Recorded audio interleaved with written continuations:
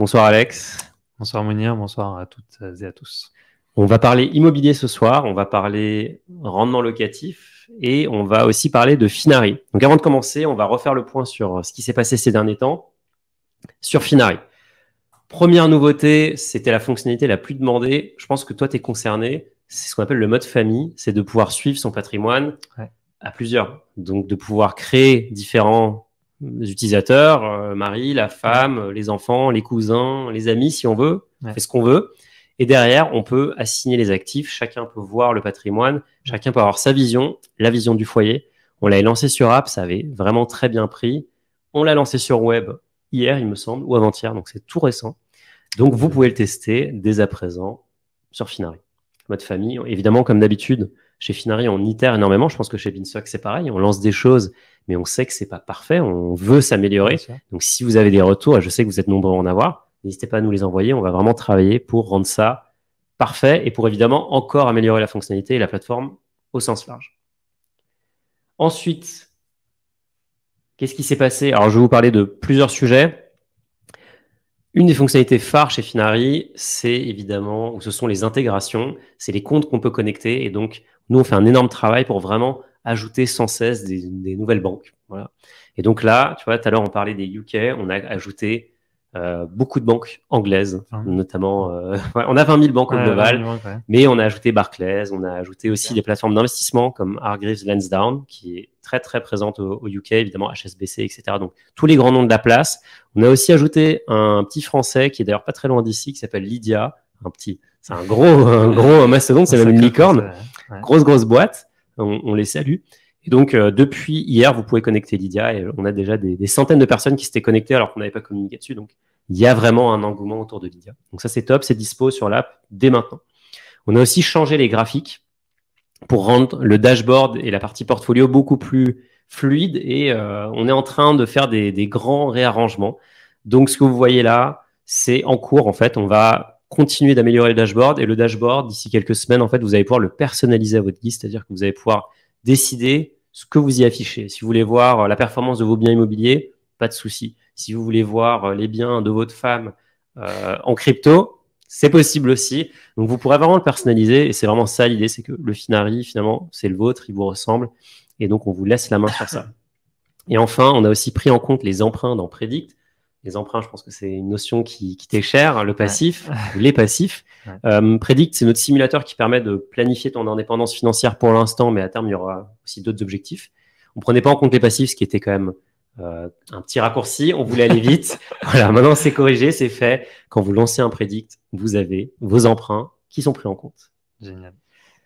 Qu'est-ce qu'on a d'autre? On va bosser aussi sur des nouvelles choses qu'on va lancer dans les semaines à venir. On va pas tout citer, mais je peux vous parler notamment du crowdlending. Alors, je sais que c'est un sujet qui revient souvent, mais là, on avance vraiment très fortement. On y est presque. On va pouvoir commencer à faire tester à des gens. Les premiers qui testent chez Finari, c'est toujours pareil. C'est les gens de la communauté. Donc, on a mis l'adresse sur le slide. Si vous voulez tester, il y a un sujet qui est dédié au crowdlending. Vous manifestez et derrière, l'équipe reviendra vers vous pour vous faire tester dans la mesure du possible. Et vos retours sont hyper précieux parce que c'est ça qui nous permet derrière d'améliorer les fonctionnalités. On bosse aussi sur des optimisations de Predict et sur des optimisations globales. Je pense qu'une des leçons de la startup, et je suis sûr que tu es d'accord, c'est qu'on a tendance à lancer beaucoup de choses et donc on crée ce qu'on appelle de la dette technique. Chez Finari, on a créé de la dette technique, on est en train de la résorber et surtout on est en train de vraiment solidifier tout le socle technologique qu'on a pour pouvoir derrière scaler. Je te le disais tout à l'heure, on veut aller à l'étranger. On a besoin d'une base très solide.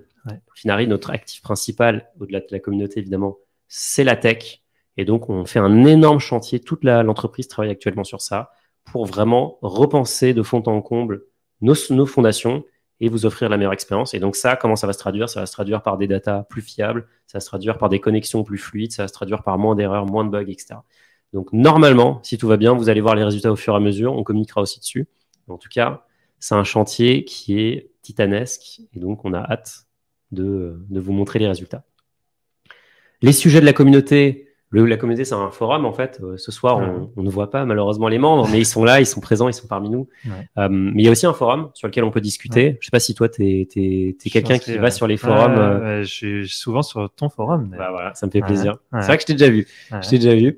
Et donc, le forum, les sujets qui ont vraiment plu, il y en a plusieurs. On en a parlé tout à l'heure. Il y a FTX, parce qu'en fait, personne ne comprend vraiment ce qui s'est passé. C'est quand même lunaire. Enfin, c'est vraiment lunaire. Je pense que pour vous donner un ordre d'idée, pour ceux qui ne sont pas dans la crypto, c'est comme si, la Société Générale faisait faillite, quoi. Et en fait, on se rendait compte qu'ils avaient piqué dans la caisse. Alors, c'est pas le cas, hein, je vous rassure. Enfin, j'espère. Mais en tout cas, c'est vraiment de cet acabit-là. C'est gigantesque. Le plus grand scandale de la crypto. Ça vous a passionné. Et la bonne nouvelle ou la mauvaise nouvelle, c'est que c'est pas terminé. Donc, c'est un feuilleton. Je pense qu'il y aura des films, il y aura plein de choses dessus, mais en tout cas, ça vous a passionné. Il y a aussi le community call qu'on a fait. On a fait un premier call où on a parlé, on a échangé avec la communauté pour peut-être prendre un temps plus calme. On n'avait pas d'invité. L'invité, c'était la communauté. J'ai traité tous les sujets. Donc, ça a beaucoup plu. Et enfin, on a aussi un sujet qui revient tout le temps. C'est le DCA, Dollar Cost Average. Je ne sais pas si c'est quelque chose que toi, tu fais, si tu investis en bourse. Est-ce que tu investis régulièrement des sommes à intervalles fixes? Non, mais je vois l'intérêt de le faire. Mais c'est pas comme ça c'est pas ma stratégie. Ok, on en parlera tout à l'heure, ta stratégie. Mais en tout cas, ça vous a passionné. Tout ce qu'on produit comme contenu, que ce soit le Finary Talk, le Community Call, mais aussi d'autres choses, ça se retrouve dès demain dans le cadre du Finary Talk sur YouTube, sur notre chaîne. Donc, si vous n'êtes pas abonné, je vais faire comme les YouTubeurs. Faites sonner la cloche. Je ne sais plus exactement ce qu'ils disent, mais c'est quelque chose comme ça. D'ailleurs, vous le verrez sur YouTube. Donc, abonnez-vous, la petite cloche, et allez aussi vous abonner sur Spotify, Apple Podcast ou la plateforme que vous utilisez pour écouter votre podcast. Ils sont dispo. La bonne nouvelle, c'est que je ne sais pas si on parle assez vite, mais vous pouvez les écouter en accéléré quand vous allez au boulot. Et c'est assez marrant parce que le podcast, c'était une idée de Camille qui est à la régie, qui est derrière, que vous ne voyez pas. Et on a lancé ça a pris tout de suite. Donc, c'est vraiment un format qui est génial. Et donc, nos formats sont dispo. Abonnez-vous pour les retrouver en premier. Et enfin, alors là, je vais avoir du mal à lire la donnée, mais ce que vous voyez à l'écran, c'est une data qu'on n'a jamais montrée, et c'est la première fois qu'on la montre. C'est la liste des villes les plus populaires pour faire de l'investissement locatif selon la communauté Finary. Donc là, vraiment, on a regardé ce que nos utilisateurs faisaient.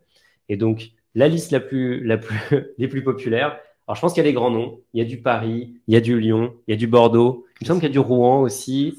Il y a du Marseille. Donc, on retrouve les grands classiques. Vous pouvez dire dans les commentaires s'il y a des villes qui vous surprennent. Alors, quelle est la liste? J'aimerais bien voir. Je suis curieux. Alors, je te la donne dans l'ordre. Paris, Marseille, Toulouse. Je vais la prendre dans l'ordre. Lyon, Montpellier, Lille, Nice, Bordeaux, Nantes et Rouen. Ouais, c'est logique. Ça te parle? Ouais, c'est logique. Il manque juste, il en manque une. Il en manque une? Ouais, il en manque une. Mais bon, on en parlera plus tard. Ok, on en parlera tout à l'heure. Tu nous la donneras. Et enfin, Finary Plus, on l'a dit dès le début, on a un business model qui est très simple. C'est pas de la vente de données, c'est pas de la vente de leads, c'est pas de la vente de produits financiers, c'est la vente d'un abonnement. Et donc, nous, on veut que vos données vous appartiennent, on veut créer un logiciel, une app qui soit surpuissante. Et pour ça, on a un business model qui se repose sur Finary Plus. Donc, si vous aimez Finary, si Finary vous apporte de la valeur, vous pouvez vous abonner à Finary Plus. On vous fait une offre pour les participants de ce Finary Talk. Donc, avec le code FinaryTalk13, vous avez 20% de réduction sur notre abonnement annuel. Donc, ça, c'est exclusif. On fait jamais de promo, sauf pour les Finary Talk. Donc, profitez-en. Vous pouvez aller sur le site web et utiliser ce code si vous n'êtes pas encore abonné. Génial. Et avec Finary Plus, vous avez notamment l'analyse des frais. Les frais, c'est un poison pour votre épargne, pour reprendre le terme de Yves Chouefati. Vous avez aussi accès à toutes nos fonctionnalités. Vous avez aussi accès au mode famille. Donc, Finary Plus va se développer. On travaille sur d'autres fonctionnalités comme le cash flow qui va être exclusif à Finary Plus. Mais en tout cas, si vous aimez Finary et si vous voulez vraiment tirer parti ou tirer profit de toute notre technologie et de tout ce qu'on fait, abonnez-vous avec le code FinaryTalk13. Génial. Et on va passer au talk. On va passer au talk, Alex, et peut-être qu'on va revenir déjà sur toi, sur qui tu es. Est-ce que tu peux te présenter en quelques mots et nous parler de ton parcours? Alors, les points intéressants, le premier, c'est que je suis très intéressé par tout le monde de l'investissement depuis assez peu de temps finalement, mais que depuis que j'ai mis les mains dedans, je suis passionné. Donc, je raconte rapidement. Moi, j'ai fait HEC. Je suis sorti de là en 2015 et je pensais être un homme de la finance à l'époque. Donc, j'ai fait de l'investment banking, d'abord à Paris puis à Londres. J'ai vite compris que c'était pas fait pour moi. Et j'ai un ami qui est venu me voir en jouant au foot, hein, on faisait un urban et le gars m'a dit pourquoi tu t'obstines à vouloir rester en finance, pas fait pour toi, viens dans les startups. Et j'ai rejoint Uber, le siège à Londres, et je lançais des villes pour Uber au UK. Donc c'était une expérience très sympa, sauf qu'il y a le Brexit qui a été voté en juin 2016, ça m'a pas plu. J'ai eu envie de rentrer sur le continent, on va dire. Et j'ai rejoint une petite startup qui s'appelle Glovo. À l'époque, c'était une toute petite startup qui était née à Barcelone et qui se lançait tout juste à Paris. Et j'ai lancé leurs opérations en France et la boîte a explosé, pas en France, mais partout ailleurs. Peut-être que c'est de ma faute, on saura jamais. Et j'ai quitté Glovo 3 ans et demi plus tard. Avec à mon actif un petit détail, c'est que j'avais acheté, je crois qu'en partant, c'était 11 appartements. Voilà, donc en 3 ans et demi. Et en fait, à la base de tout Peut-être ça. pour ça que ça n'a pas marché, Glovo. C'est peut-être pour ça. J'avais pas le temps. C'est peut-être complètement ça l'explication. Donc, n'achetez pas 11 apparts si vous avez un job et que vous voulez faire du bon travail. Je plaisante. Mais donc voilà, je suis parti avec ça. Et il se trouve qu'une des raisons pour lesquelles je suis parti, c'est parce que j'avais aussi la chance pendant cette expérience chez Glovo de travailler avec quelqu'un qui s'appelle Emma, qui était la marketing manager de l'équipe, donc qui a fait un super boulot, même si bon, peut-être que c'est aussi à cause d'elle que ça n'a pas marché. Et Emma et moi, on a eu envie de bosser ensemble. On a compris qu'il se passait quelque chose quand on travaillait ensemble. C'était hyper complémentaire, hyper efficace. Et un jour, je lui ai proposé cette idée qui est venue du fait que j'avais tous mes amis qui me demandaient comment j'avais fait pour acheter tous ces apparts. Évidemment, les questions que vous avez aujourd'hui, je les ai entendues, je me les suis posées moi-même. Comment on fait pour trouver 10 crédits ou 11 crédits au début? Ça paraît invraisemblable. Comment on gère un impayé de loyer, des travaux? Comment on trouve un locataire? Comment on fixe un loyer? Toutes ces questions, tout le monde les a toujours eues en fait. En général, on commence à investir, on n'a que 5 à 10% des réponses. C'était mon cas à l'époque, donc moi j'avançais sans me poser de questions et j'ai petit à petit compris. Mais donc, j'arrivais avec une grosse expérience d'investisseur et qui a intéressé pas mal de gens autour de moi. Et j'ai proposé un jour l'idée à Emma. Je lui ai dit, tiens, viens, on s'intéresse à ce sujet-là parce que je vois qu'il y a une vraie demande. Tout le monde veut le faire. Et il y a un chiffre que j'ai vu et j'ai dit, ça y est, c'est parti. C'est qu'il y a 70% des Français qui voulaient investir dans le locatif et il n'y a que 10% qui l'ont déjà fait. Je me suis dit, qu'est-ce qui se passe avec les 60% restants? Bah, je vois très bien, en fait. Je les vois, ils sont autour de moi toute la journée, ils me demandent. Et donc, on a lancé Beanstalk, qui est une plateforme d'investissement locatif. Donc, on est un peu comme Se Loger, mais avec 3 grandes différences. La première différence, c'est que vous ne voyez que des projets d'investissement locatif. C'est des apparts, donc vous pouvez vivre dedans, mais c'est pas l'idée. D'ailleurs, je crois que plus de 2 tiers des ventes se font dans une ville dans laquelle l'acheteur n'habite pas. Ouais. Je crois qu'on a un problème aussi, c'est que plus de la moitié des clients ne visitent pas l'appart qu'ils achètent. C'est un autre problème sur lequel on travaille. Parce que c'est quand même sympa, tu vois, de voir l'appart avant. La deuxième grande différence, c'est qu'on va te présenter l'appart non pas comme un appart, mais comme un actif financier. Donc, on va te donner toutes les composantes financières, combien tu peux louer, combien il y a de charges à prendre en compte, de travaux à faire, de comment gérer l'immeuble, le quartier, ta quote-part de copro. Bref. Et la troisième grande différence, c'est que si tu décides d'acheter un des biens qu'il y a sur la plateforme, c'est pas comme Se Loger où il faut que tu appelles un agent, tu fais des visites.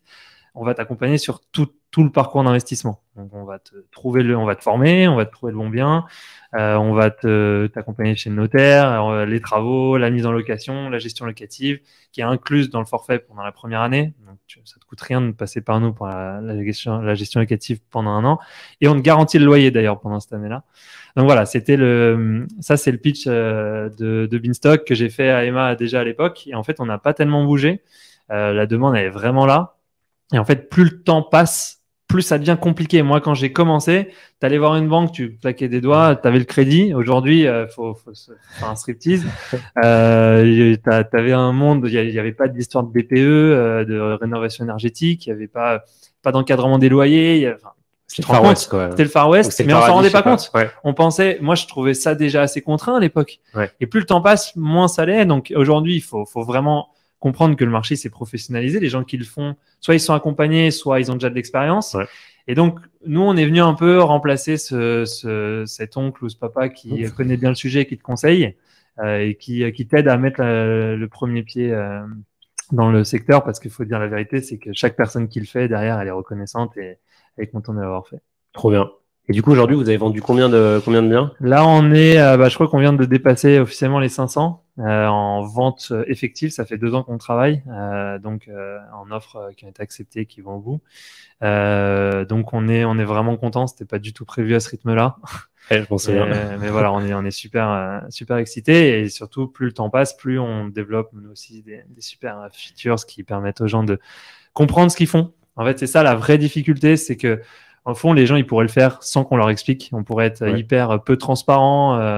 On pourrait parler en renta brute. On pourrait pas te parler de fiscalité. Il y a plein de choses que les gens n'ont pas besoin de savoir, mais on veut qu'ils le sachent. Je sais pas trop pourquoi. Est-ce que c'est vraiment une bonne idée business? Je sais pas, mais on y tient. Et donc, on travaille beaucoup sur cette question de la transparence sur un marché qui, tu vois, il y a beaucoup de choses qui se disent. Moi, je vois dans la même semaine un article de 2 références du marché qui te disent l'inverse. Il y en a un qui vont te dire que ça monte à Paris, l'autre que ça baisse dans la même semaine. Les deux sont fiables. Qu'est-ce que tu fais avec ça? Maintenant, on essaie de te donner de la donnée qui est intelligente, qui est fiable. Voilà. Et donc, toi, aujourd'hui, tu as acheté 11 biens, tu as lancé Beanstalk. Ouais. Maintenant, c'est quoi ta stratégie d'investisseur? Alors là, elle est particulière en plus. Donc, ouais, elle est un peu spéciale. Donc moi, il se trouve que j'ai fait un point de. Il faut savoir qu'une question qu'on me pose souvent, c'est mais Alex, si t'en achetais 11 en 3 ans, c'est que t'étais riche. En fait, je vais vous dire exactement, je gagnais 2400 € net par mois et j'avais sur mon compte 30 000 €. D'accord, c'était le point de départ. C'est là que j'ai acheté pour la première fois. J'ai emprunté à l'époque, je me souviens, j'avais acheté 2 petits apparts dans le 17e pour un emprunt total de 320 000 €. Ok. Donc aujourd'hui, il faut savoir, on peut plus emprunter 320 000 avec ce que je gagnais et ce que j'avais. Mais il se trouve que je vivais chez mes parents encore pour pas très longtemps. Je me suis dit, je vais en profiter, j'ai pas de loyer. Et j'ai pris un courtier qui m'a trouvé ce crédit assez facilement. Et c'était quoi les taux à peu près à l'époque? Les taux à l'époque, ils étaient assez élevés par rapport à ce que les gens connaissent. Moi, j'avais emprunté à 1,90. Okay. Alors maintenant, ça paraît bas, mais bon, bref, on est passé par beaucoup plus bas. D'ailleurs, j'ai fait renégocier mes crédits. Et donc, j'ai commencé comme tout le monde, en fait. J'étais vraiment dans cette époque où c'était possible, faut dire la vérité. Mais je me souviens m'être pris 9 non avant d'avoir un oui de la part des banques. Okay. Donc, faut pas s'imaginer que… Déjà à l'époque, il y avait… Aujourd'hui, c'est 35% le taux d'endettement. À l'époque, c'était 37%. Sauf que c'était pas la même règle de calcul. Donc, tu pouvais t'ajuster. Mais quand il m'a prêté 320 000, c'était 320 732 parce qu'il pouvait pas me prêter 1 € de plus. C'était ça à l'époque. Et le gars m'a dit, désolé, mais il faudra mettre tes 30 000 d'apport. Donc, moi, j'ai transpiré toute la nuit à me dire, qu'est-ce que je fais? Est-ce que j'ai le droit de sortir, pas sortir? Je sais pas, j'étais perdu. Donc, j'étais comme tout le monde. Tu vois, j'ai pas eu je sais pas, j'avais pas un gros héritage, j'avais pas un gros salaire, j'avais rien de spécial. Et j'avais 30 000 quand même d'apport. J'avais 30 000 d'apport, voilà. C'est ce que j'avais, mais on me les a demandés. Ouais. Tu fais quoi? T'as 30 000 d'apport. Moi, aujourd'hui, je recommande pas du tout de les mettre. Pourtant, je l'ai fait à l'époque, tu vois. Parce que je trouvais ça fou d'imaginer que moi, un mec de 25 ans, 24, j'avais à l'époque, je pouvais être propriétaire à Paris. J'en revenais pas. Le concept, il me paraissait fou. Et quand j'ai vu les travaux terminés et que derrière, j'ai eu mon premier loyer sur mon compte, les frissons. Les frissons. En fait, j'ai tout de suite senti le truc parce que je me suis tout de suite dit, mais attends, là, ça veut dire, en gros, ça me faisait sortir quelque chose comme 70-80 € par mois. C'était des petits apparts, donc très rentables. Plus tu achètes petit, plus c'est rentable. Il n'y avait pas l'encadrement des loyers à l'époque. C'était des studios? Des studios, ouais. Des tout petits studios. Il y en a un qui faisait 11 mètres carrés, tu vois. Typiquement, pendant 6 mois, t'imaginer qui va louer 11 mètres carrés. Moi, je pensais pas que ça se louait. Donc, quand tu le mets en ligne et que tu as 250 candidatures en 4 jours, tu te dis qu'il y a un truc, t'es passé à côté, quoi. Tu vois, tu te poses vraiment la question. Et en fait, c'est ça le vrai problème de l'IMO, c'est que tant que tu l'as pas fait, tu te fais plein de fables. Et le jour où tu le fais, tu commences à t'exciter tout seul. Tu vois, le jour où, voilà, j'avais mes 2 premiers apparts, je les ai mis en location en 24 heures à des loyers. Moi, je pensais que c'était pas possible. C'était vraiment, ça me paraissait dingue. Et encore, à l'époque, ils étaient bas par rapport à ce que je pense qu'on pouvait faire. Et je me souviens que la question qui m'a vraiment mis la puce à l'oreille qu'il se passait un truc, c'est quand Donc j'avais des centaines de candidats, je te dis, je savais plus quoi faire. Des gens super, ils avaient des dossiers incroyables et j'étais là à les trier comme si moi j'avais 24 ans, zéro sur mon compte. Il faut imaginer, hein. La seule chose qui se passait de bien dans ma vie, c'est que Glovo venait de lever en série B et que du coup mon salaire avait augmenté, j'étais à 3000. Tu vois, donc j'étais un gars lambda et je faisais passer des sélections aux gens. Et je me souviens d'une question d'une maman qui m'a dit, vous en avez pas d'autres? Et là je me suis dit, waouh. Il m'en faut d'autres. Il faut que je puisse répondre oui à ça. Donc, je me suis dit, la meuf, elle voit un gars de 24 ans, elle pense qu'il a un patrimoine incroyable. Bah, j'étais très déçu de pas en avoir d'autres à lui proposer parce que je les aurais mis en location très vite. Et c'est comme ça que j'ai commencé à comprendre le premier critère d'investissement, qui est mon critère numéro 1 dans la vie quand j'investis. C'est que je veux quelque chose qui se loue. On l'oublie souvent celui-là, hein, parce que moi, je les connais, hein, les plans de un tel qui a acheté un super immeuble de rapport à côté d'une fac de médecine, je sais pas où, dans la banlieue de Caen, et qui en fait trouve pas de locataire et qui se pose la question de pourquoi il a acheté ce truc-là, mais trop tard. Parce que sur Excel, sur le papier, les investissements locatifs, ils paraissent toujours plus beaux que ce qu'ils sont vraiment. Hein, ça, maintenant, c'est garanti. Moi, j'ai des histoires de dingue. Je pourrais en parler des heures et des heures. Mais voilà, donc ma stratégie numéro 1, ça a été d'acheter à Paris parce que je croyais beaucoup dans la tension locative et je continue de dire aujourd'hui que c'est le critère numéro 1. Pourquoi Beanstalk garantit les loyers? C'est parce que c'est ce qui m'a empêché de dormir la nuit. Est-ce que les gens, ça les aurait empêchés de dormir la nuit? Je sais pas. Mais moi, je veux pas que les gens dorment pas la nuit. J'ai besoin que ce soit, tu vois, on travaille beaucoup sur le fait que je veux que ce soit serein. Parce que les gens sont contents de le faire, mais il y a beaucoup d'appréhension, ce qui est logique. C'est un gros investissement. Donc. Oui et non, parce que finalement, c'est la banque qui met la plus grosse partie de l'investissement, mais dans ta tête, tu as acheté un truc qui vaut beaucoup, tu t'endettes, et est-ce que ça me bloque pas pour le prochain? Est-ce que le concept d'endettement, il te fait rentrer dans l'âge adulte du jour au lendemain. Là, c'est une blague qu'on fait souvent, mais le jour où tu commences à parler de taux d'emprunt, t'es adulte, il n'y a plus de discussion. Tu peux plus faire croire que t'es un ado, que tu sors en boîte et tout. Non, t'es passé à l'âge d'après. Il faut que tu l'acceptes. Donc, les taux d'emprunt, c'est un vrai sujet. Je suis sûr qu'il y a plein de gens ici qui nous regardent, qui se demandent où ça va les taux d'emprunt. Vous êtes adultes, les amis. Et donc, ça, c'est le critère numéro 1. Le critère numéro 2 que j'ai, c'est tant que je peux emprunter, j'emprunte. Je me pose pas de questions. En fait, j'ai la chance d'avoir un beau-père qui a plein de punchlines comme ça qui m'a mis dans la tête et qui est quelqu'un que j'admire, soyons clairs. Et qui m'a dit une phrase, j'avais 24 ans, hein, donc très jeune, et il m'a dit, on ne s'enrichit qu'en s'endettant. Je dis quoi? On ne s'enrichit qu'en s'endettant. Et en fait, aujourd'hui, je comprends le fameux effet de levier qu'on me montrait en cours de corporate finance à HEC, je comprenais pas. En fait, c'est ça la clé. Donc en fait, j'ai fini par comprendre que tant que tu trouves une banque qui te dit oui pour un projet, tu y vas. Le projet, on s'en fout. Prends le crédit. Ça, c'est la deuxième grosse partie de mon sujet. C'était de vraiment exploiter au maximum. Et j'ai bien fait, puisque aujourd'hui, maintenant, c'est beaucoup plus compliqué d'emprunter. Bah, on peut dire que j'en ai profité à l'époque. Je me souviens avoir eu le droit. J'avais une banquière tellement gentille qui un jour m'a dit, bon, on vous fait ces crédits-là, mais il va falloir penser à vous calmer, Alexandre. Genre, la meuf, elle était inquiète pour moi, quoi, tu vois. Elle te prêtait. Elle me prêtait. Parce que le système, il disait pas non. Son outil, il disait OK. Mais il fallait pas me dire OK. En vrai, dans la logique du monde, si tout le monde commence à faire ce que moi je fais, c'est pas bon. Et d'autant qu'il y a une troisième composante essentielle, et je pense que c'est ça à laquelle tu pensais au début, c'est que moi, j'ai fait tous mes calculs. Et moi, je resterai locataire toute ma vie. Voilà. Moi, je n'achèterai jamais ma résidence principale. En fait, j'ai plein de théories sur le sujet. Mais un des points de départ de tout ça, c'est que moi, j'aime beaucoup Paris. J'aime beaucoup vivre à Paris. Et malheureusement, j'ai fait mes calculs. Et quand tu vis dans une ville qui n'est pas rentable, on pourra en reparler en détail si ça t'intéresse, mais moins la ville est rentable, plus tu as intérêt à y rester locataire. C'est le principe. Pas rentable, c'est-à-dire que le loyer est trop bas par rapport au prix du mètre carré. Donc, quand tu es dans une ville où le mètre carré il est très faible par rapport au loyer, ça veut dire que tu es dans une ville étudiante où les gens veulent pas vivre. Je veux critiquer aucune ville, mais j'en ai 2 ou 3 qui me sont venus là. Dans ces villes-là, évidemment, on a plutôt intérêt à devenir propriétaire. Tandis qu'à Paris, il vaut mieux rester locataire. Et j'ai fait toute ma théorie là-dessus. Donc, je garde cette option. Moi, je paye un loyer. Donc, demain, si je veux libérer du potentiel d'emprunt, bah, je renonce à ça. J'achète ma résidence principale, mais je le ferai pas. Voilà. Donc, ça, c'est la troisième grosse brique. Et je vais juste en ajouter une dernière qui, pour moi, est essentielle. C'est que je regarde un critère que personne regarde.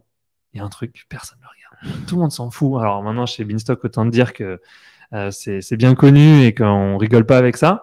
Mais moi, c'est mon critère numéro 1 d'investissement. Et je te dis, hein, je pense que tu n'en as jamais entendu. Enfin, je pense que tu t'en fous complètement et les gens vont s'en foutre. C'est la quote-part de la copro. Voilà. C'est le critère pour moi qui détermine s'il faut y aller ou pas. Ok. Tu peux détailler pourquoi? La vie d'un appart, elle va dépendre de tous les aléas que tu n'as pas prévus au début. D'accord? Donc, c'est ça la vie. Tu as ton Excel de départ qui, lui, est un truc complètement mort. Et ton appart, il va vivre. Et ton appart, il va t'apporter des surprises rarement bonnes.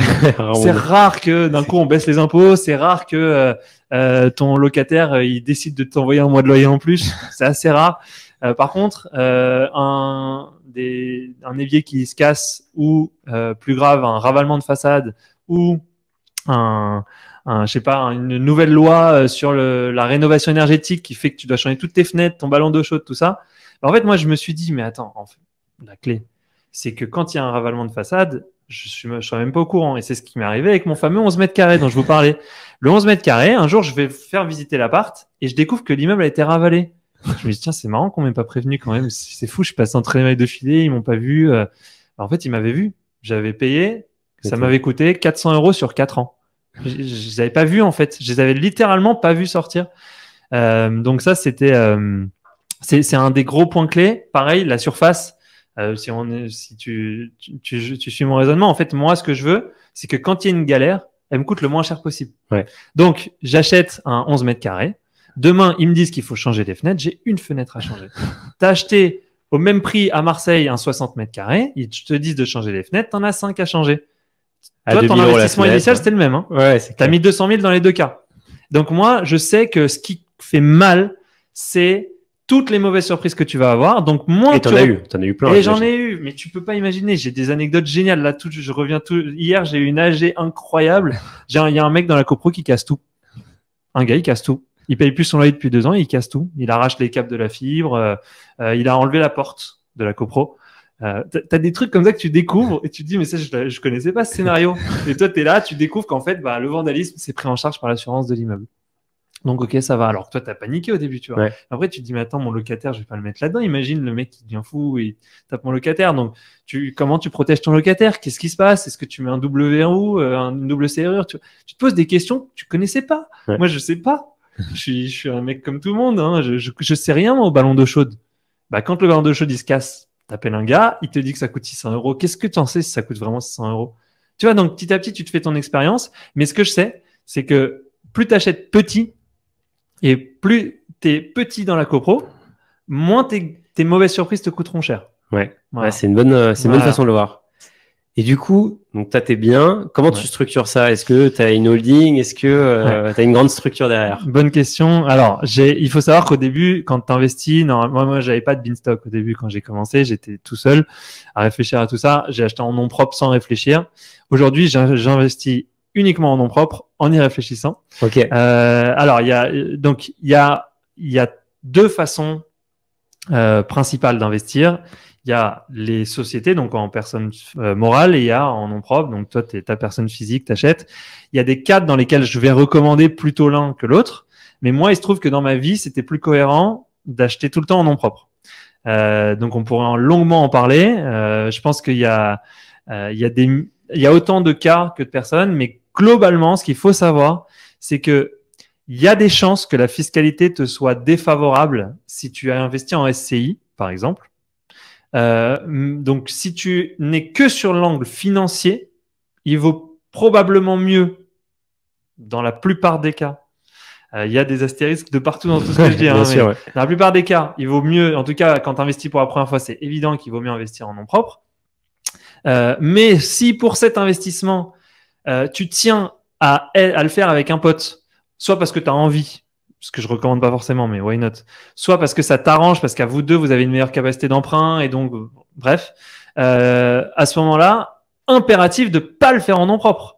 T'investis à plusieurs, c'est crucial de pas le faire en nom propre, le faire avec une SCI, un véhicule qui permet de sortir les parts facilement. Pour se protéger, ouais. Pour se protéger, parce que demain, tu sais, l'indivision, c'est très dangereux. Ouais. Mais regarde, moi aujourd'hui, je suis marié, je suis en communauté de biens.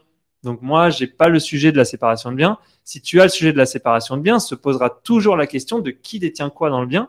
Moi, quand j'achète en nom propre, c'est 50-50 de base. Donc, on ne se pose pas la question. Donc, comme je te le montre là, il y a plein de petits critères. Est-ce que tu es marié? Sous quel régime? Quelle est ta perspective d'investissement? Pourquoi tu le ferais à plusieurs? Mais globalement, moi, j'ai fait mes calculs et systématiquement, ce qui sort, c'est achète en nom propre. Donc, bon, encore une fois, je sais pas jusqu'où je dois aller dans le détail. Tu m'arrêtes, tu me poses toutes les questions que tu veux. Je suis sûr qu'il y en aura plein des questions. Un des gros sujets qui se cache derrière ce sujet-là, c'est le statut. Il faut savoir que je n'investis qu'en meublé. Ouais. Très important. Bien sûr. C'est très important de savoir ça sur moi, c'est-à-dire que je vais probablement être insuffisant pour répondre aux questions sur la location de commerce, de bureau. Moi, je fais du résidentiel meublé. Donc, je connais pas mal de choses là-dessus, mais ça se limite c'est quand même assez limitant. C'est pour ça que je suis pas expert en investissement immo, je suis expert en investissement meublé. Et dans le meublé, qui est devenu quand même la grosse manne financière de l'État français, faut le dire, il y a des milliards d'atouts, mais il y a un match qui se fait. Il y a une espèce de combat entre le statut LMNP, loueur meublé non professionnel, et loueur meublé professionnel, LMP. Et il se trouve que je vais arriver à un stade là bientôt où c'est la cata, maintenant que j'ai 15 biens, où je vais avoir l'obligation de passer LMP. Ouais. Donc c'est pour ça que je suis devenu expert du sujet, parce que je peux plus faire semblant, c'est plus un sujet lointain.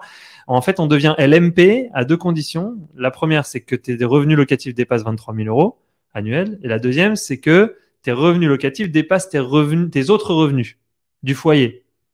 Donc là, moi, j'y arrive à vitesse grand V. Donc maintenant, au total, j'ai emprunté 2,4 millions et j'ai 15 appartements, dont 13 en Île-de-France et 2 à Marseille.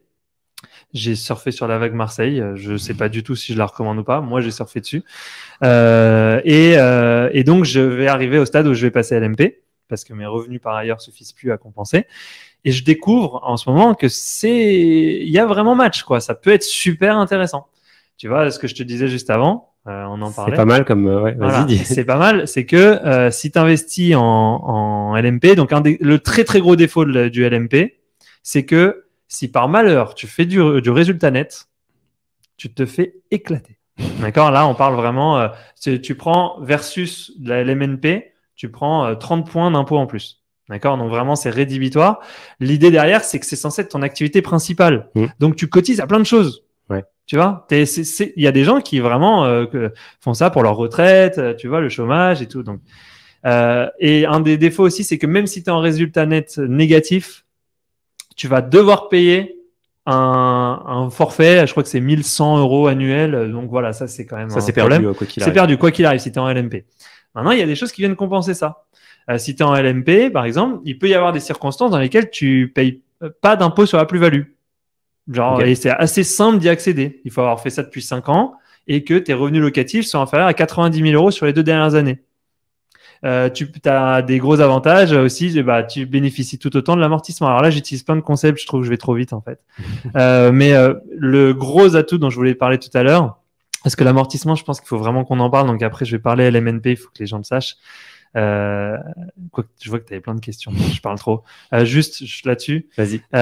C'est que comme c'est l'objet de ton travail, puisque ça devient ta résidence, ton activité principale quand tu es LMP, l'actif immobilier n'est plus un actif immobilier aux yeux de l'État, ça devient un actif de travail, et donc tu peux le soustraire à l'IFI. Il n'est plus inclus dans l'enveloppe d'IFI. Impôt sur la fortune. Impôt sur la fortune. Donc ça, c'est vraiment pas mal pour ceux qui ont vraiment beaucoup d'argent à placer. Donc moi, c'est pas mon cas. Aujourd'hui, en patrimoine net, j'en suis très loin.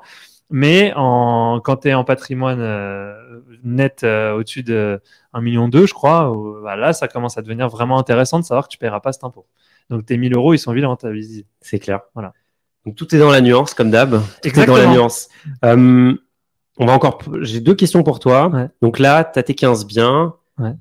Aujourd'hui, le marché, il a complètement changé.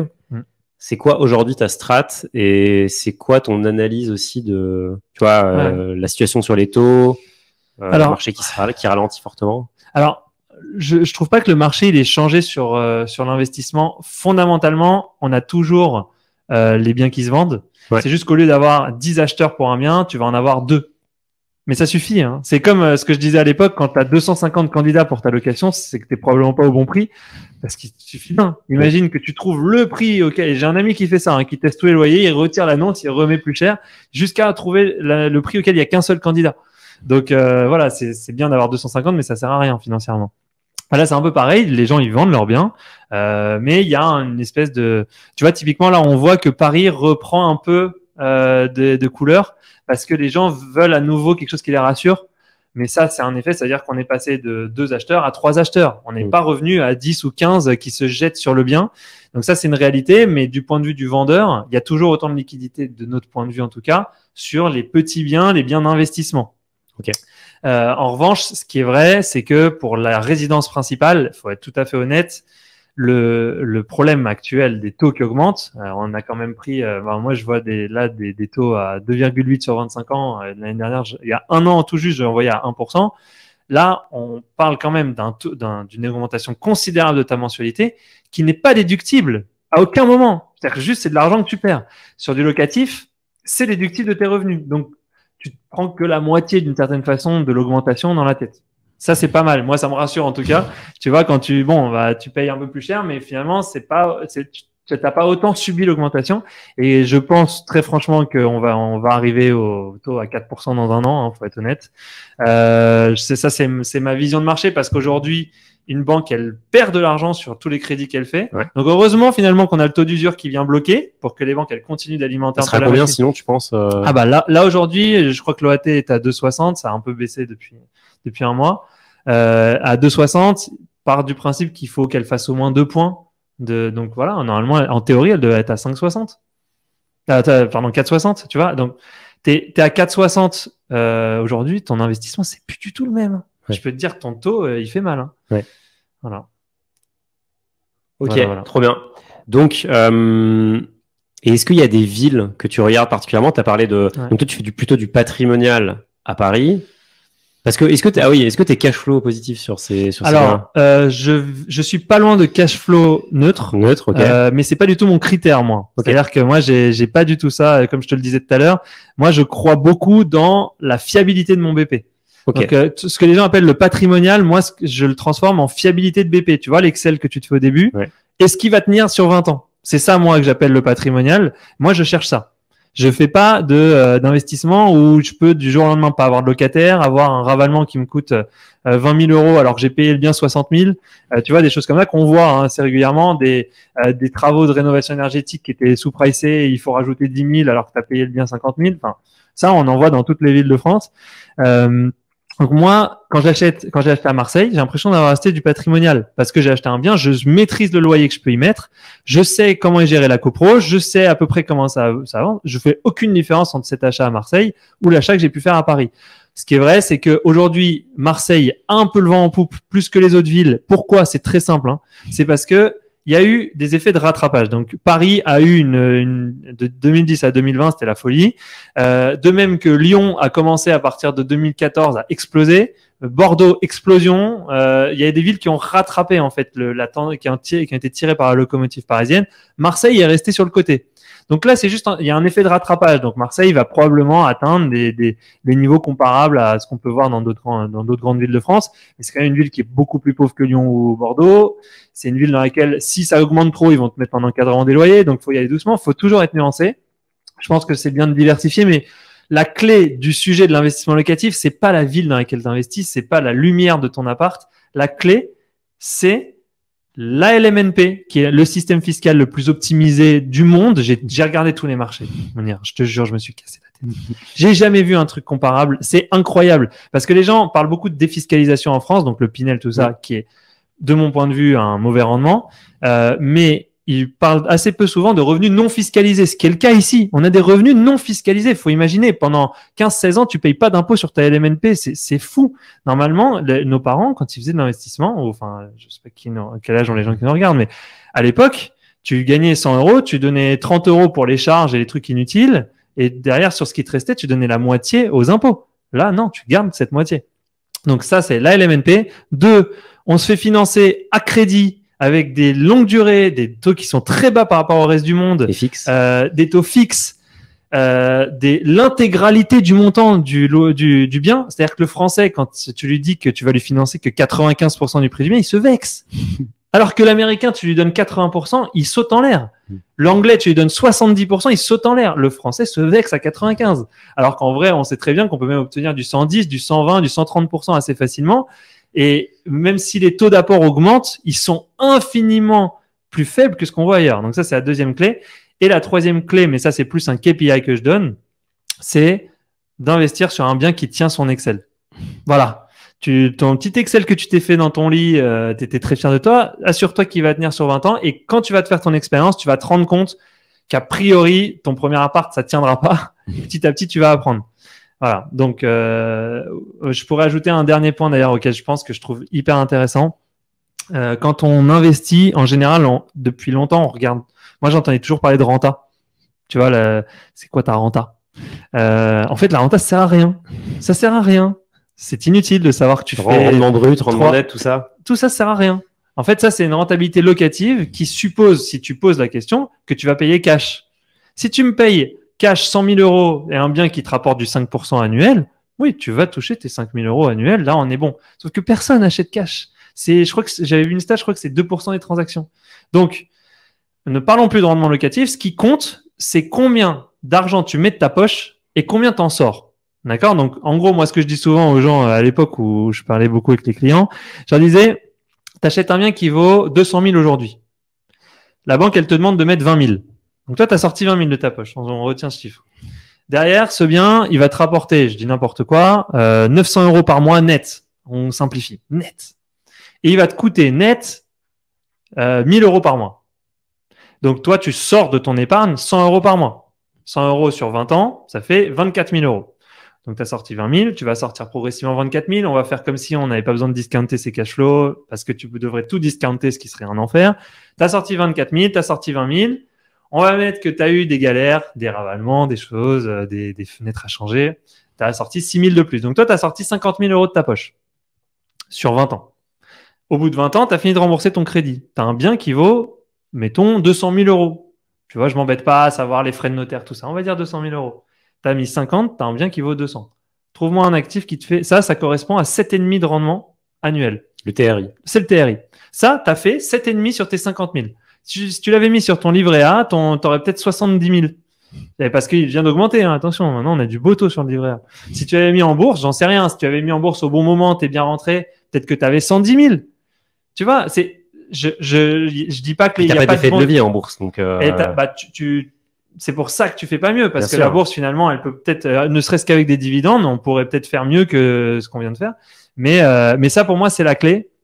C'est de comprendre que ton argent, tu l'as gagné grâce à l'effet de levier. Donc, il y a deux intervenants clés dans ton sujet. Il y a ton banquier et ton locataire. Donc, les deux, tu les chouchoutes.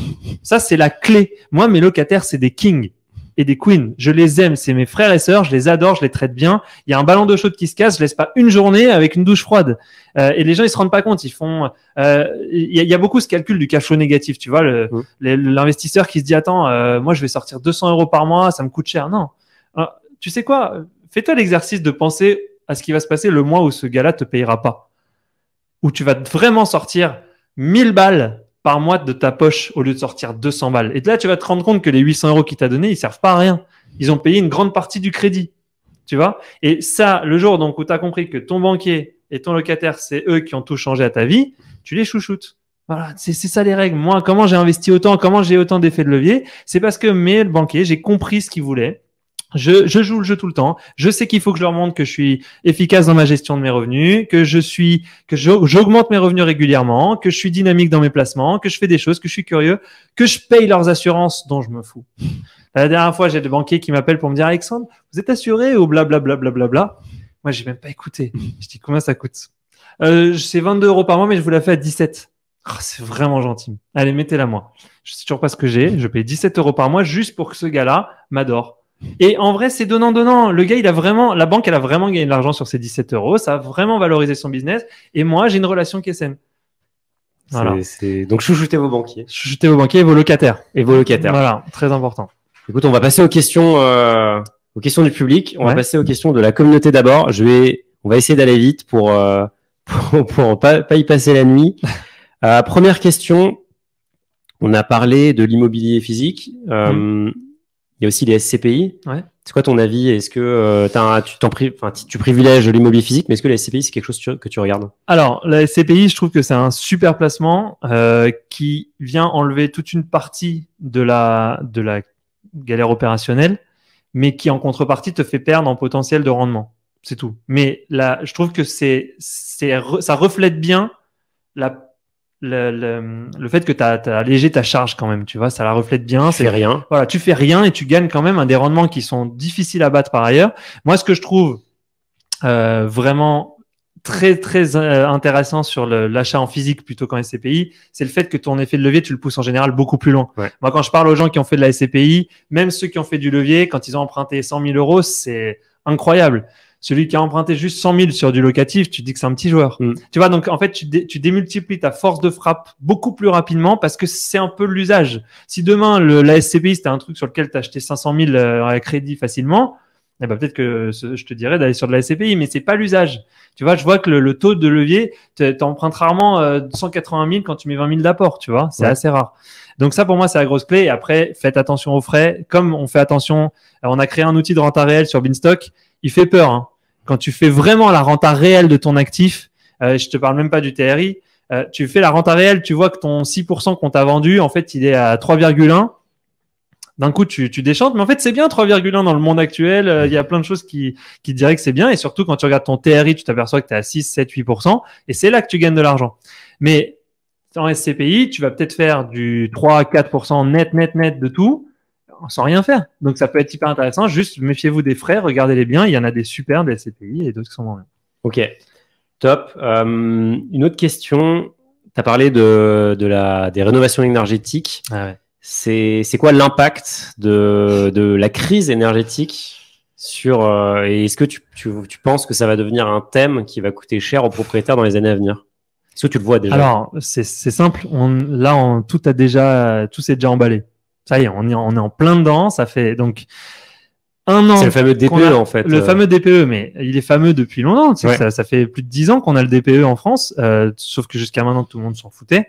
Mais je pense que ça commence souvent comme ça, c'est qu'il nous faut une période de transition pour comprendre ce qu'on est en train de faire. Il y a un an, loi climat, août 2021, ils ont tout changé et notamment ils ont mis des contraintes, ce qui est évident, hein, on l'a compris, si on veut régler le problème du réchauffement climatique, a priori, il va falloir qu'on se mette des contraintes, surtout dans tous les sujets qui rapportent de l'argent. Donc ils l'ont enfin fait, moi je trouve ça très positif personnellement, je sais que c'est pas un avis qui est super partagé, mais le DPE c'est probablement une des plus belles, un des plus beaux mouvements en avant en faveur du climat qu'on ait en France aujourd'hui.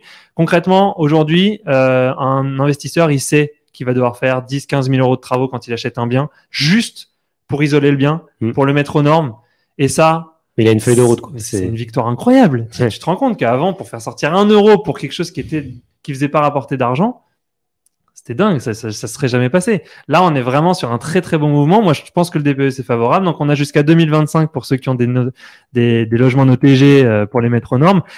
Jusqu'à 2028 pour F et jusqu'à 2034 pour E. Mais en fait, il y a une feuille de route. C'est ça que les gens voient pas forcément. C'est qu'il y a des façons de mettre aux normes. Il y a des façons qui coûtent pas forcément très, très cher, qui permettent de mettre aux normes, au moins à E pour tenir jusqu'à 2034. Et nous, c'est ce qu'on garantit à nos clients d'ailleurs. Donc, tous les biens sont rénovés pour être mis à E. Et donc, quand ils pensent, le vendeur, lui, s'il a vendu un G, c'est qu'il savait pas que c'était facile à mettre aux normes. Donc, toi, tu as l'occasion de négocier grandement le prix du bien, probablement beaucoup plus que ce que vont te coûter en réel les travaux, tu le mets aux normes, et là, tu as un bien magnifique qui a pris la valeur qu'il avait perdue pour le vendeur et qui, en plus, est aux normes et respecte les conditions.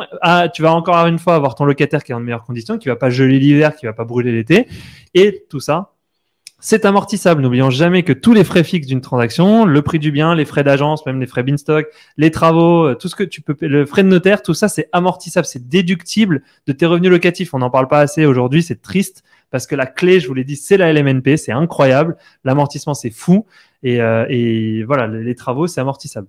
Et donc, juste pour rebondir sur un point rapidement, comment tu fais pour baisser les coûts de rénovation? C'est quoi? Ça va être quoi là, c'est les petits secrets. Alors, j'ai envie de dire petit secret parce qu'on a beaucoup travaillé dessus chez Beanstalk. C'est pas un sujet simple. D'accord. Aujourd'hui, le DPE qu'on t'envoie, il te met une angoisse instantanée. Donc, il va te dire que ton bien est noté G et que pour le rénover, il va falloir que tu ailles négocier avec le restaurant d'en bas pour faire un ravalement. Enfin, des trucs de fou. Donc, c'est a priori, le problème actuel, c'est que le système de l'État fait tout pour t'amener à A, B ou C. Or, c'est pas réaliste. Toi, il te suffit d'avoir un E ou un D pour être dans les clous. Donc, il y a peut-être des façons intermédiaires qui sont pas traitées par le système actuel et qu'il va falloir trouver petit à petit. Donc, c'est pour ça que nous, on a notamment internalisé cette compétence du DPE. Donc, nous, on sait regarder un DPE, on sait le refaire et tester le nouveau modèle de fenêtre, le nouveau modèle de ballon d'eau chaude, le nouveau parquet, l'isolation de 1,4 ou de 1,8 ou de 2,4 qui vont pour voir à partir de quand tu es aux normes, pour pas aller enlever des mètres carrés bêtement, pour pas dépenser de l'argent bêtement. Et ça, c'est un très gros travail. Aujourd'hui, il n'y a pas assez de diagnostiqueurs qui font bien ce travail-là, mais il y en a de plus en plus qui comprennent que ils doivent pas juste envoyer le doc, sinon toi, tu es en stress, voire en dépression pour certains, et qui doivent te conseiller. Et ça, donc, c'est trouver un bon diagnostiqueur. Voilà. Ok. On va prendre les questions du chat. Donc, je commence par celle de Stanislas, qui est la plus notée apparemment. Avec les difficultés actuelles pour se faire financer par le circuit bancaire, quelles sont les alternatives pour faire du levier et avoir accès à l'immobilier locatif? Est-ce qu'il y a des alternatives déjà? Non, alors j'allais dire, il y en a, mais elles sont tellement balbutiantes, c'est tellement le tout début que moi, pour l'instant, j'ai même pas envie d'en parler. On ne sait pas ce que ça va devenir. Faut pas croire qu'aujourd'hui le crédit il est complètement bloqué. Il y a effectivement des milliards de blocages par rapport à ce que c'était avant. Moi, le seul conseil que je peux donner, c'est que en 2017, quand c'était censé être très simple d'investir, eh ben j'ai eu 9 non sur 10. Et il fallait aller chercher le 10e. Voilà, j'ai été le chercher, mon oui. Donc, allez voir des banques, séduisez-les. Et si la banque, elle n'est pas séduite par votre profil aujourd'hui, montrez-lui que vous en voulez. Franchement, combien de fois je me suis retrouvé à vendre du rêve et à toujours m'assurer que je délivrais une partie de ce rêve. D'accord? Mais combien de fois j'ai fait ça avec les banques? Les banques, elles connaissaient mieux ma vie que ma mère. Elles savaient que j'allais avoir une augmentation en septembre, mais que je comptais pas m'arrêter là. Mais attention, si tu dis ça et que tu l'as pas, c'est mort. Tu dis que tu vas augmenter ton salaire à 60 et en fait, tu es à 65. Petit signal, tu as fait encore mieux que ce que tu avais dit.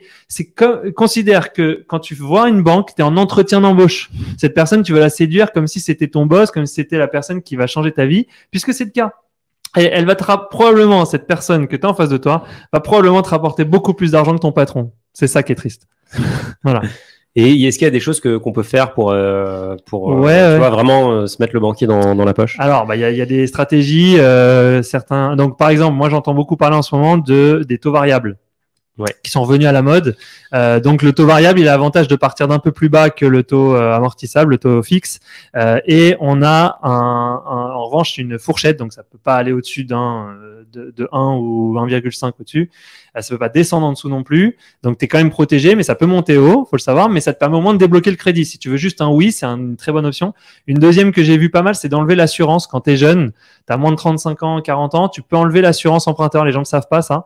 Ça peut être une super option parce que là, c'est souvent ça qui fait basculer. Pareil, passez pas par des courtiers. Enfin, c'est triste, mais là, tout de suite, c'est compliqué de passer par un courtier. Je pense qu'ils font un super boulot par ailleurs, mais en ce moment, c'est compliqué. Hein. Ils font que tu atteins ton taux d'usure trop vite. Ça, c'est les petits conseils. Après, il y a un autre petit conseil, mais ça, faites-le en accord avec votre banquier. On dissimule rien. D'ailleurs, on ne dissimule rien, s'il vous plaît. Vous prenez de gros risques en dissimulant, et même pour votre conscience, c'est pas bon. C'est pas comme ça qu'on fait un truc sain. On respecte toutes les lois, on est nickel, ça c'est très important comme conseil. Un conseil qui est pas mal, c'est en accord avec votre banquier. Aujourd'hui, le banquier, il n'est pas censé vous accorder de crédit sur 25 ans si vous faites du locatif. Ou c'est censé être limité à 20 ans. Il n'est pas censé dépasser 35% d'endettement si vous faites du locatif ou de la résidence principale. Il est censé plein de choses. Sauf que le banquier, il a le droit à 20% d'exception. Ça, c'est vrai. C'est factuel. C'est factuel, c'est dans la loi. Il a le droit à 20% d'exception. Donc, faites partie de ces exceptions. Alors, il faut savoir une chose, c'est que dans les 20%, il n'y en a que 1 sur 20 qui vont être dédiés au primo-accédant qui fait du locatif. L'État veut pas que tu fasses ça. Mais tout le monde veut faire ça. Donc, c'est pour ça, tu tentes 100 banques, a priori, il y en a une qui va te dire oui. Hein, c'est sa statistique. Est-ce que tu as envie de tenter 100 banques? C'est compliqué. Mais d'ailleurs, nous, on a internalisé chez Beanstalk la compétence de courtage parce que nous, on les connaît, les banques qui vont te dire oui. Et on répartit le risque entre les banques. Tu vois? Voilà. On nous fait signe qu'il est 19h30, mais on va encore prendre quelques questions. Question de Romain. Faut-il encore investir dans l'immobilier en direct avec la hausse des taux et le retournement des prix qui semble s'amorcer? Est-ce encore suffisamment rentable? Alors, rentable, comme on le disait, c'est une très bonne question de faire le lien entre la rentabilité et les taux. C'est un truc qu'on faisait plus parce que les taux étaient très bas. Effectivement, la hausse des taux va grignoter ton TRI. Donc, si tu veux une réponse simple, tu montes ton projet, on regarde le TRI. S'il est supérieur à ce que tu peux faire par ailleurs, go. S'il est inférieur, pas go. Peu importe que le taux il soit à 1, 2, 16%. Si ton TRI il est supérieur à ce que tu peux faire par ailleurs, tu y vas. Et c'est ça la difficulté. D'ailleurs, c'est ça l'objet du simulateur de renta réel qu'on a mis sur Beanstalk, c'est de te montrer. Et d'ailleurs, sur toutes les annonces Beanstalk, on te met à la fois ton rendement locatif, qui sert à rien, rappelons-le, mais qui sert de repère aux investisseurs, parce qu'ils aiment bien. On le montre en net, mais bon, moi, j'y crois pas. Et derrière, on te montre ton RCI, le retour sur capitaux investis, qui est une autre façon de dire le TRI. Et c'est ça qu'il faut regarder. S'il est super, aujourd'hui, avec 2,5, tu es largement dans les clous. Par contre, peut-être que le jour où c'est à 4,5, bah, va falloir aller chercher. Mais le capitalisme est intelligent. Si les taux sont à 4,5, pour remettre le TRI à des niveaux acceptables, il va falloir que les rentabilités locatives augmentent et donc que les prix baissent. Donc c'est là que c'est en fait la difficulté, c'est de savoir qui va baisser le plus vite. Je faisais un calcul la dernière fois. Pour compenser 1,5 d'augmentation de taux, donc ce qu'on s'est pris dans la tête, il faut 15% de baisse de prix. 15%. Donc, c'est pas réaliste. On va pas perdre 15%. Les prix vont pas baisser de 15%. Donc, en fait, aujourd'hui, ça te coûte moins cher d'acheter que dans 3 mois, dans 6 mois. C'est comme ça. Et ça, malheureusement, il y a des chances que ça continue de durer. Tant que on a la chance d'avoir ce taux d'usure qui augmente très progressivement en France, ce qui est pas du tout le cas dans les autres pays du monde, a priori, il y a un temps de retard des taux par rapport à ce qui devrait être vraiment. Donc, profitez-en. Mais dites-vous que, a priori, la hausse des taux ne va pas être compensée par la baisse des prix. Les prix ne baisseront pas assez. Donc, vaut toujours, c'est notre opinion, hein. Alors, c'est la mienne. Moi, j'investis beaucoup en ce moment. Je paye du 2,5, du 2,6. Bon, j'aurais préféré payer 1, mais bon, finalement, j'ai payé que la moitié puisque c'est déductible de mes revenus. Et surtout, j'ai pas fait semblant de m'imaginer ce qu'allaient devenir les prix. T'en sais rien. Et si demain, les taux, ils sont à 5%, bah, toi, en achetant à 2,5, t'as fait une affaire de ouf. Et si inversement, les taux ils rebaissent, ils passent à 1% dans 3 ans, tu renégocies ton crédit. Hein, il y a zéro stress là-dessus. Hein. Donc, dans tous les cas, ce que j'ai envie de dire très souvent aux gens qui investissent, c'est la règle numéro 1, c'est faites-le. La règle numéro 2, c'est vous mentez pas à vous-même. On n'investit pas sur une plus-value, on n'investit pas sur des théories futures. Personne ne sait rien. Moi, j'en sais rien de combien mon bien il va. Je sais même pas si. Rendez-vous compte, ça fait 8 mois là qu'on parle de bombes nucléaires sur Paris. Donc, si tu veux. Le degré de certitude qu'on a sur la vie, il a beaucoup évolué. On a pris du recul un peu tous. Bon, évidemment, je pense pas qu'il y aura de bombe nucléaire. Hein, voilà. Ça réglerait beaucoup de problèmes d'immobilier. Mais bon, bref. Mais pareil, en IMO, on s'invente pas de vin. On est tous humains. On prend ce qu'on sait. Moi, je connais mon loyer, je connais mes charges, je connais mon taux aujourd'hui. Est-ce que j'y vais, est-ce que j'y vais pas? Je regarde mon TRI. On rappelle qu'on mettra le lien du simulateur qui permet de calculer parce que c'est vraiment clé. Le TRI, on en parle souvent, d'ailleurs, on l'affiche sur Finari. Ouais. C'est vrai que c'est pas forcément un concept qui est hyper évident, mais vous allez voir qu'avec le simulateur, c'est hyper simple. Ouais. On continue. Question d'Antoine. T'en as parlé un peu. Quels sont les leviers supplémentaires qu'on peut activer lorsqu'on a déjà atteint, voire dépassé son taux d'endettement? Moi, je connais une astuce que tu m'avais racontée d'ailleurs, mais vas-y. Ouais, c'était l'histoire de l'ARP. Ah oui, alors voilà. Donc ça, c'est le truc que on va appeler ça une astuce. Mais encore une fois, tant que c'est fait en collaboration avec le banquier, il n'y a pas de problème. Le problème, c'est que la plupart des investisseurs le font pas en collaboration. Donc, évidemment, vu que vous avez le droit d'emprunter sur 25 ans en résidence principale et 20 ans en locatif, ce que font beaucoup d'investisseurs en locatif, c'est qu'ils font croire qu'ils achètent leur RP. Pourquoi? Parce que sur 25 ans, ta mensualité elle est plus faible, donc ça impacte moins ton taux d'emprunt, donc tu peux emprunter plus. Donc ça, effectivement, il y a beaucoup de gens qui le font. Souvent, les banquiers sont d'accord, hein, mais il faut leur dire. Par contre, si tu es déjà à 35%, on va pas se mentir. Moi, je suis à 250%. Donc, moi, ça m'arrêterait pas. Moi, je tenterai toujours. J'irai voir mes banques régulièrement. Elles vont me dire, tu sais combien j'en ai eu des noms? Encore cette année, j'en ai par centaines, ça pleut les noms. Mais de temps en temps, j'ai un oui qui sort et j'ai un projet qui passe. Voilà, c'est tout ce que je sais. Et il faut tenter, il faut jamais s'arrêter si vraiment tu veux le faire. Typiquement, nous dans l'équipe chez Beanstalk, on fait des miracles. Mais des gars, je me dis, mais jamais de sa vie il trouvera un crédit. Et le gars de mon équipe, il a trouvé le directeur d'une banque que je connaissais pas. Faut les trouver, des banques pas connues en France. À Nantes, dans un petit bureau pour faire financer un projet à Marseille pour un Parisien. Tu vois, ça peut exister, sauf qu'il faut la trouver la banque. tu forces. Il faut que tu trouves comment rentrer dans les 20% d'exception. La banque, elle y a droit aux 20%. Donc, si elle pense que tu es un client qui vaut la peine de faire une exception, elle la fera. Mais montre-lui que tu vaux le coup. Ça, c'est hyper important. Si on sent que tu comprends pas ces problématiques, il y a moins de chances que tu arrives à rentrer dans son cœur. Voilà, c'est dur. Voilà. D'ailleurs, on prépare quelque chose qu'on va lancer très bientôt. En un clic, vous pourrez générer un certificat patrimonial sur lequel il y a tous vos actifs, tous vos passifs. Incroyable. Vous donnez ça à votre banquier. Je pense que tu as passé des heures à faire ce truc-là. On va connecter Finari à Beanstalk parce que nous, on passe notre temps à essayer de trouver les infos sur les gens. Ah bah oui, c'est sûr. Donc, vous aurez ça et vous pourrez aller voir le banquier. Mais je pense que ce que dit Alex, c'est important et c'est un peu je peux dire la leçon de la vie, mais quand on veut faire quelque chose qui sort des normes, il faut accepter de se prendre des murs. Mais par contre, c'est comme une levée de fonds pour une startup. C'est comme une levée de fonds, c'est comme c'est pareil. Si vous êtes entrepreneur, vous le savez, on s'arrête pas à ça. Mais en tout cas, comme l'a dit Alex, il y a les 20% et on peut rentrer dans les 20%. Surtout qu'on en a vu plein sur la communauté qui expliquaient comment ils pitchaient leur dossier. Trop bien. Franchement, s'il faut rentrer par le tour, par la cheminée, c'est ça, exactement. Il faut que ça soit vous. On en prend encore quelques-unes. Cyril, quel est votre pourcentage de rentabilité minimum que vous fixez lorsque vous cherchez des biens? Je connais ta réponse, je pense. Quelle typologie, quel type de mise en location? Alors, tu as déjà répondu en partie à toutes ces questions, mais peut-être qu'on peut repasser dessus. Juste très rapidement, en fait, ça dépend de la ville. Donc, à Paris, par exemple, le minimum, c'est 3,5. Okay. Demain, on trouve une pépite à 3-4, elle va être achetée, donc on va le mettre, mais nous, on cherche. Dans le 19e, on n'a pas le même objectif de renta que dans le 11e, que dans le 17e. Bien sûr. Pareil, à Marseille, on vise un minimum à 4,5 en théorie, mais de temps en temps, tu as une petite pépite où tu as vu sur la mer, on peut mettre du 3,9, on sait que ça va se vendre. Au Havre, on a vendu du 3,7%. L'appart était somptueux, un immeuble normand, c'était hyper beau, on l'a vendu. Donc, il y a toujours ce côté. Nous, la clé, c'est que la promesse du bien, elle soit respectée sur 20 ans. C'est que ton Excel, il soit toujours là. C'est notre réputation qui est en jeu. C'est pas que commercial, c'est aussi éthique. C'est même juridique d'une certaine façon. Normalement, on n'a pas fait de bêtises, mais si un jour on fait une bêtise, pourquoi le client verrait pas Beanstalk comme le responsable? Moi, je te garantis un loyer, il se passe pas. C'est pour ça d'ailleurs qu'on le garantit et qu'on le paye, si besoin. Ça nous est jamais arrivé pour l'instant. Ok, bonne nouvelle. Voilà. Théophile, la petite surface est-elle toujours intéressante en termes de rentabilité, sachant qu'elles sont généralement plus chères à l'achat au mètre carré, évidemment? Quelle serait la surface optimale pour une ville comme Paris? Ok, alors, ce qui rend les petites surfaces plus compliquées maintenant, parce que effectivement, pourquoi les petites surfaces sont plus chères au mètre carré? Il y a deux raisons. La première, c'est qu'elles se louent plus cher, donc sujet du rendement, toujours le même. Mais la deuxième, c'est qu'il y a plus de liquidité puisqu'il y a plus de gens éligibles. Il y a plus de gens qui ont 200 000 euros de budget que de gens qui ont 2 millions. Donc, ça, c'est les deux raisons. La deuxième, elle va pas disparaître.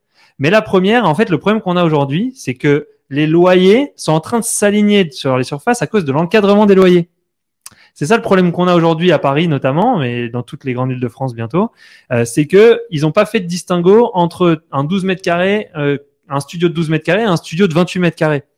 Donc, ton 28 mètres carrés, d'un coup, qui était pas rentable avant, il finit par avoir la même renta, voire être plus rentable parce qu'il est moins cher au mètre carré.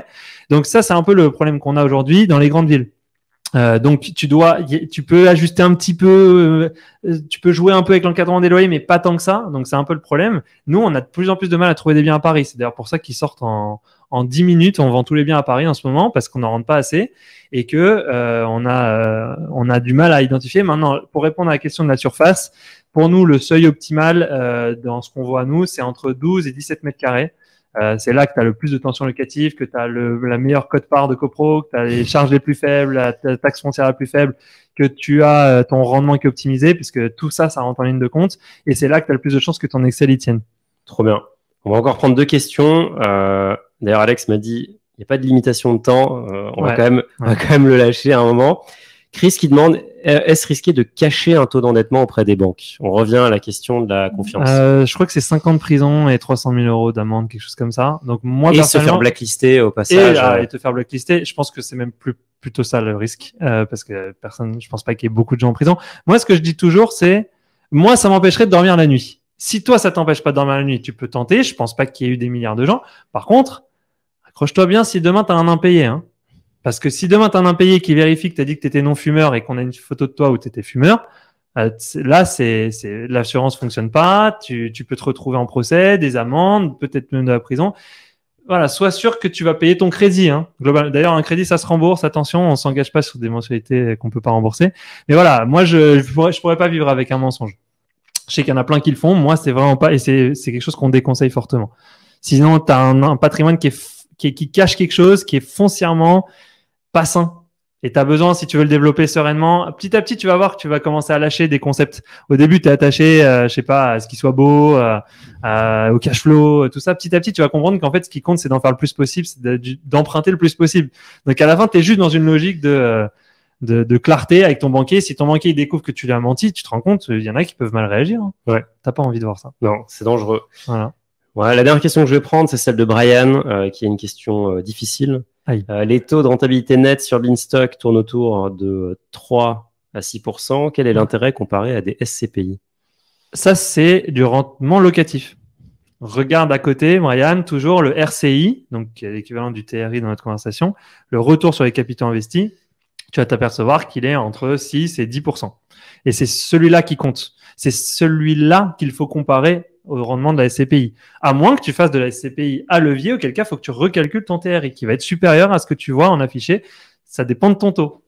Et c'est ça qui est vraiment intéressant avec le TRI, parce que c'est le seul indicateur, à ma connaissance, qui permet de comparer les investissements entre eux. Exactement. Et donc, exactement, ça te permet de savoir s'il vaut mieux investir. Ton livret A, il est à 2%, bon, et ton rendement locatif, on s'en fout comparé au livret A. Par contre, ton TRI te dit précisément s'il vaut mieux mettre dans le livret A ou dans ton investissement locatif. Exactement. Voilà. D'ailleurs, on le rappelle, enfin, évidemment, la diversification, c'est un principe clé, mais je pense qu'il y a aussi un blocage, comme tu as dit, il y a beaucoup de blocages de l'immobilier.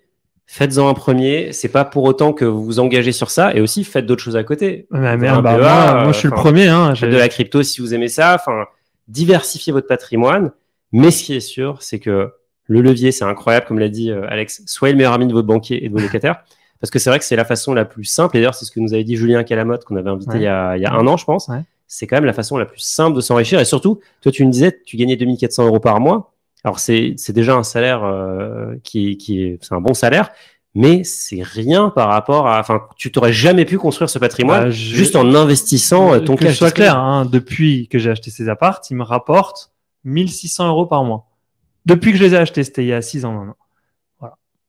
J'ai rien d'autre à dire. Et en fait, les gens qui me disent, ouais, mais attention, parce que tu as remboursé un crédit en face, je leur dis, oui, mais moi, j'ai une dette qui baisse chaque mois. Moi, j'ai un investissement, j'ai un patrimoine net immobilier qui augmente de mois en mois. Et ça, c'est fou. Une fois que tu as compris ça, avec 2400 faire 1600. Ouais, c'est génial. C'est fou. Dernière question de ma part. Quand est-ce qu'il faut vendre un LMNP? Est-ce qu'il faut le vendre à un moment? Ah, là, tu me tends une perche. C'est gentil, j'apprécie beaucoup, Mounir. Non, parce que je suis en train de bosser. J'étais en train d'en parler à Mounir. Je me suis demandé si je vous le montrais aujourd'hui, mais je suis en train de bosser très sérieusement sur un outil qui répond à cette question, parce que moi, c'est un traumatisme de vie, ça. C'est qu'il y a tellement de paramètres sur la fiscalité, hein, en fonction de comment tu investis, qui tu es, ton taux, comment tu vois le marché évoluer, quel est ton taux d'emprunt, est-ce que tu es en LMP, en LMNP, en SCI, bref. Il y a tellement de paramètres à prendre en compte que je ne savais pas quand tu optimisais ta plus-value et ton rendement locatif et tout et tout. Et donc, je suis en train de créer un outil pour ça. Il faut savoir qu'en règle générale, si tu as bien investi, la réponse à ta question, ça va être une période entre 5 et 12 ans. Pour la revente. Pour la revente. Si tu as bien investi. Pourquoi 5 et 12 ans? C'est fou. Il y a des milliards de critères. Là, pour l'instant, c'est empirique ce que je te dis. Ouais. C'est parce qu'en fait, il y a plein de choses qui se compensent. Tu vois, si tu investis en moins de 5 ans, en général, pendant les 5 premières années, tu passes pas mal de temps à rembourser des frais. Des choses qui t'ont pas rapporté d'argent, qui sont pas de l'actif. À un moment, tu commences à devenir net de capital. Tu commences à avoir enfin quelque chose à mettre en face parce que jusqu'à 5 ans, tu es en négatif sur ton actif. Donc, ça sert à rien de comparer, de regarder combien tu as gagné parce que tu n'as rien gagné. Donc, tu commences à devenir positif au bout de 5-6 ans. Et là, il faut que tu regardes combien le capital que tu possèdes, parce que c'est ça toute la clé. C'est en année 7, je possède un bien qui vaut tant et une dette qui vaut tant. Ce montant-là, je vais le comparer à l'épargne que j'ai investie. Ce que je vous disais tout à l'heure, mon apport plus ce que je sors chaque mois. Et c'est ça le calcul qu'il faut faire. Sauf que derrière, il faut déduire la taxe sur les impôts sur la plus-value en fonction des différents régimes.